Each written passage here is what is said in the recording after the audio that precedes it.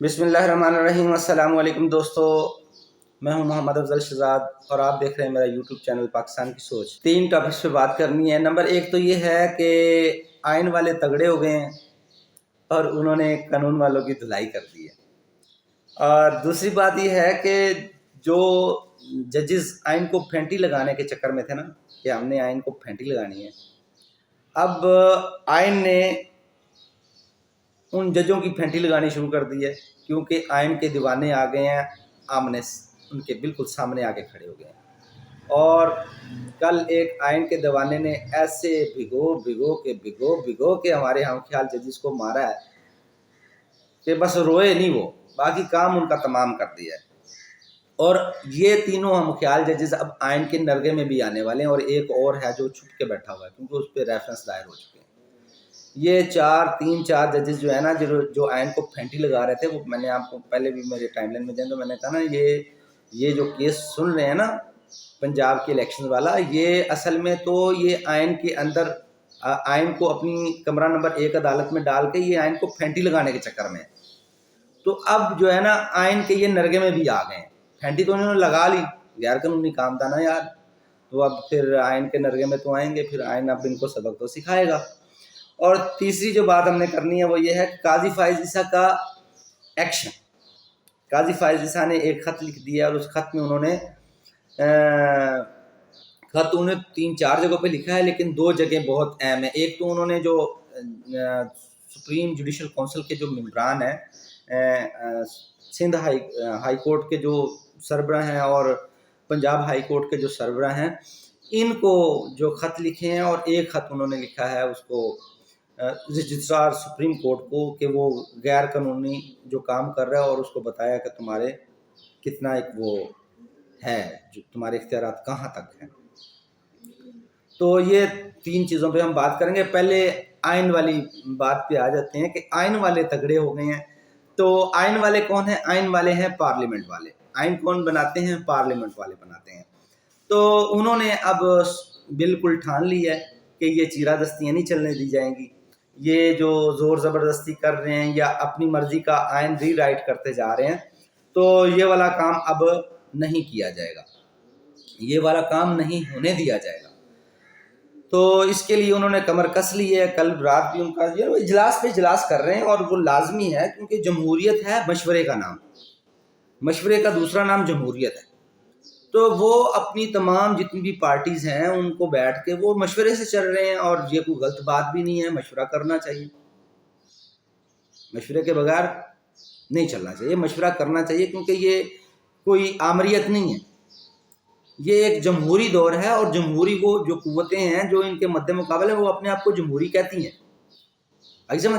عمران خان تو دھوکہ دیتے ہیں نا جمہوریت کے نام پہ، تو یہ تو انہوں نے تو قربانیاں دی ہیں۔ ایک پارٹی اس نے اپنا نانا گنوا دیا، اس کا جو سربراہ ہے چیئرمین، اس نے اپنی ماں بھی سڑک پہ مروا دی، ٹھیک ہے۔ دوسرے پتہ نہیں کتنی بار جیلوں میں جا چکے ہیں نون لیگ والے، 2-3 بار وہ اپنی جلاوطنی بھی بھگت چکے ہیں۔ تو وہ اصل میں جمہوریت کے رکھوالے ہیں یا آئین کے رکھوالے ہیں، تو وہ اب اٹھ کھڑے ہوئے ہیں اور انہوں نے کہا کہ نو سر نو، ایسا نہیں چلے گا مڑا، ایسا نہیں چلے گا، صحیح ہے۔ اور انہوں نے قانون والوں کی دھلائی کرنی شروع کر دی ہے، اور اس کے لیے انہوں نے بھیجا اٹارنی جنرل کو اور منصور ایوان کو، اور دوسرا بھیجا انہوں نے کس کو؟ اللہ آپ کا بھلا کرے، عرفان قادر کو۔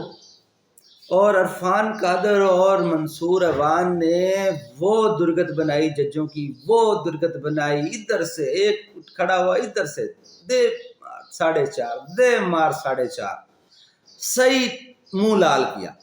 وہ اٹارنی جنرل بیٹھا اوقات یاد دلا کے ان کو کہ تمہاری کوئی اوقات نہیں ہے، تم بے ایمان بھی ہو، تم آئین شکن بھی ہو، تم آئین کے غدار بھی ہو، تمہارا حق ہی نہیں بنتا، ہم تم پہ اعتماد نہیں کرتے، تمہارا باعث نظر آ رہا ہے، یہ وہ سارا کچھ اس نے منہ پہ بول دیا۔ ان کی صحیح طرح کہتے ہیں، جس کو کہتے ہیں دھوتی اتارنا، ان کی صحیح طرح دھوتی اتاری ججز کی۔ اس کے بعد ابھی وہ اپنا جو منہ چھو تھا، جو لاسیں واسیں پڑی ہوئی تھی، وہ ہاتھ سے ہاتھ ڈال رہے تھے، عرفان قادر کھڑا ہو گیا، اس نے کہا ماڑا ماری بھی سنو، ہم بھی دھوئے گا۔ پھر اس نے دھویا، پھر اس نے بھی ساری چیف جسٹس کی جو ہیکڑی ہے نا، جو غرور ہے، جو ساری نکال کے رکھ دی، صحیح ٹکا کے دھویا اس نے۔ میں تو کہتا ہوں کہ یہ دو جو آئین کے رکھوالے ہیں نا، یہ سپریم کورٹ کے باہر ہی چارپائی ڈال کے ان کو دے دو، جیسے جج جائیں دیکھ کے ان کو بھاگ جائیں کہ یہ تو ادھر ہی بیٹھے ہیں، ہمارا جانا نہیں بنتا، نہیں تو بہت پڑیں گے۔ اور یہ ججز جو ہیں، جو میں کہتا تھا کہ یہ آئین کو پھینٹی لگانے کے چکر میں ہیں، اور یہ سپریم کورٹ کے کمرہ نمبر 1 میں آئین کو گھسا کے اور اس وقت سے پھینٹی لگا رہے ہیں، اور سوچ رہے ہیں کہ بس اب ہم نے پھینٹی لگا دی تو آئین مر گیا، تو اب تو آئین کچھ نہیں کر سکتا۔ لیکن آئین ان کو پتہ نہیں ہے، وہ آئین کے نرغے میں آ چکے ہیں، جو مس کنڈکٹ وہ کر چکے ہیں وہ آئین کے نرغے میں ہیں، اور یہ آئین ان کو تلوا دے گا، یہ آئین ان کو لٹکا دے گا۔ یہ کسی بھول میں ہے۔ اب وہ دور نہیں جب تمہارے پیچھے اسٹیبلشمنٹ کھڑی ہوتی تھی، اب اسٹیبلشمنٹ پارلیمنٹ کے پیچھے کھڑی ہو گئی ہے، کیونکہ انہوں نے ایک ایسا بلنڈر کیا، ایک ایسے شخص کو جس کو بہت سارے لوگ جاپان کہانی میں ڈاکٹر سعید اپنے خطابات میں، ڈاکٹر اسرار اور پتہ نہیں کون کون اس کے بارے میں بتا چکا تھا کہ غدار جے، اے وکیا آیا جے، اے کھا کے آیا جے، سپاری پھڑ کے آیا پاکستان دی۔ لیکن اس کے باوجود بھی ہمارے کچھ جرنیل، خود غرض جرنیل، انہوں نے کیا کیا کہ اس غدار کو اپنے مقاصد کے لیے استعمال کیا کہ ہم اپنی کوئی جائیدادیں بنا لیں گے، کوئی 22 ایکڑ زمین ہے تو 22 مربع بنا لیں گے، یا 22,000 ایکڑ بنا لیں گے، آگے سمجھ، یا وہ ہم کو پاپا جونز پیزا بنا لیں گے، یار کم از کم کو اور نہیں تو چھوٹا سا جزیرہ ہی خرید لیں گے، ہیں؟ عمران آئے تو کیا ہوا، غدار ہے تو کیا ہوا، پاکستان کو بھیج دے گا تو کیا ہوا، ہمارا تو کوئی پاپا جونز بن جائے گا نا، ہمارا تو کوئی جزیرہ بن جائے گا نا، ہمارا تو کوئی 22,000 ایکڑ زمین بن جائے گی نا۔ کاظمی صاحب، باجوہ صاحب، اور وہ چھوٹے باجوہ صاحب، عاصم سلیم باجوہ صاحب، یہ بس اسی چکر میں رہے۔ میں کہتا ہوں نا کہ جس دن آپ کو پتہ چلے گا نا یہ ہمارے فوجیوں نے کتنی کرپشن کی ہے، تو آپ کو ہمارے سیاستدان فرشتے لگیں گے، سر فرشتے، آپ کہیں گے یہ تو فرشتے تھے بابا، ہم تو کسی غلط فہمی میں رہ گئے، آگے سمجھ۔ تو یہ تاریخ کسی کو معاف نہیں کرتی، تاریخ سب کچھ سامنے لے آتی ہے، ایک نہ ایک دن تاریخ یہ سب کچھ سامنے لے کے آئے گی۔ لیکن سر اپنی بات کی طرف آتے ہیں کہ یہ جو ججز ہیں یہ اب آئین کے نرغے میں آ گئے ہیں، یہ آئین کو جو پھینٹی لگائی ہے نا، یہ آئین خود ان سے بدلے لے لے گا۔ یہ سمجھتے ہیں کہ شاید ہم اتنی بڑی سیٹ پہ بیٹھے ہیں تو ہمیں کوئی چھیڑ نہیں سکتا، آپ کو کسی نے کیا چھیڑنا، یہ جس کو پھینٹی لگا رہے ہو یہی سیدھا ہو گیا نا، اس کے پچھلے سائیں تگڑے ہو گئے ہیں، جیسے یہ آئین ہی آپ کو ایسی حالت کرے گا، آپ اپنی 7 نسلوں کو بتا کے جاؤ گے کہ آئین کے ساتھ غداری نہیں کرنی، آئین کا حلف اٹھا کے پھر حلف نہیں توڑتے آئین کا، ٹھیک ہے؟ نہیں تو آئین بھائی بڑا ڈاڈا ہے، آئین بڑا ڈاڈا ہے، یہ پھٹے بھی لگا دیتا ہے، صحیح ہے نا۔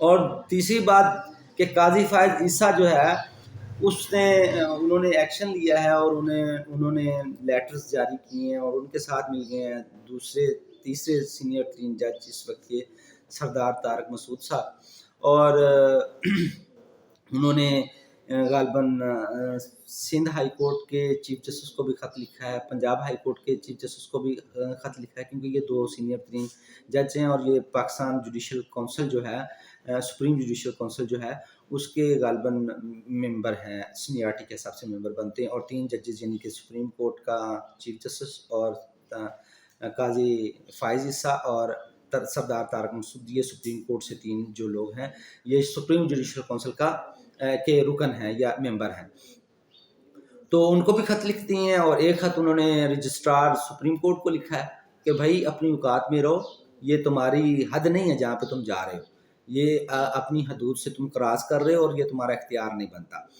اور ایک پیغام یعنی کہ شہباز حکومت کی طرف گیا، خط تو شہباز حکومت کو میرے خیال میں نہیں لکھا، لیکن ایک خاموش پیغام، معذرت کے ساتھ ہمارے جو چیف جسٹس صاحب ہیں وہ آج کل بڑے خاموش پیغام دے رہے ہیں.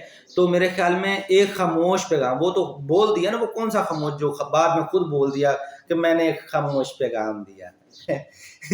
یہ خاموش نہیں، وہ آپ نے بول دیا، وہ خاموش کا کہاں رہ گیا. یہ قاضی فائز عیسیٰ نے خیر خاموش پیغام دیا ہے کہ ہم تگڑے ہیں، آپ تگڑے ہو جاؤ، آپ تگڑے ہو جاؤ گے، ہم تگڑے ہیں. تو یہ جو تگڑے بن کے بیٹھے ہوئے ہیں، جو سمجھتے کہ ہم بڑے تگڑے ہیں، تو یہ سارے تگڑے فارغ ہو جائیں گے. صحیح ہے. تو اسی لیے میں کہتا ہوں کہ قاضی فائز عیسیٰ نے تو اپنے حصے کا ایکشن لے لیا. اب امتحان ہے ہمارے شہباز شریف صاحب کا. اب شہباز شریف صاحب کی ایک اچھی بات بھی ہے اور ایک بری بات بھی ہے. اچھی بات یہ ہے کہ وہ جب سوچ لیتا ہے کہ میں نے ایکشن کرنا ہے تو پھر ڈرتا نہیں ہے. لیکن سر سوچنے سے پہلے وہ ڈرتا بہت ہے، ڈرتا رہتا ہے، ٹانگیں کامتی رہتی ہیں. پھر وہ بڑے بھائی کو فون کرتا ہے، پھر بڑا بھائی اس کو کہتا ہے کہ چلیا تگڑا ہو جا، میں تیرے پیچھے آئی سمجھ. پھر وہ تگڑا ہو جاتا ہے. تو میرے خیال میں ابھی سوچ رہے ہیں، اور اس کے لیے انہوں نے رات پوری اپنی نولی کی کابینہ بھی بلائی ہوئی تھی اور وہ سارا میٹنگ چل رہی تھی. تو ہو سکتا ہے نواز شریف نے اس میں کہہ دیا ہو کہ بھائی تگڑا ہو جا. تو پھر وہ جب تگڑا ہو گیا تو جو تگڑے ہو کے بیٹھے ہیں وہ تگڑے نہیں رہیں گے. ٹھیک ہے نا. اب تک کے لیے اتنے. اللہ حافظ.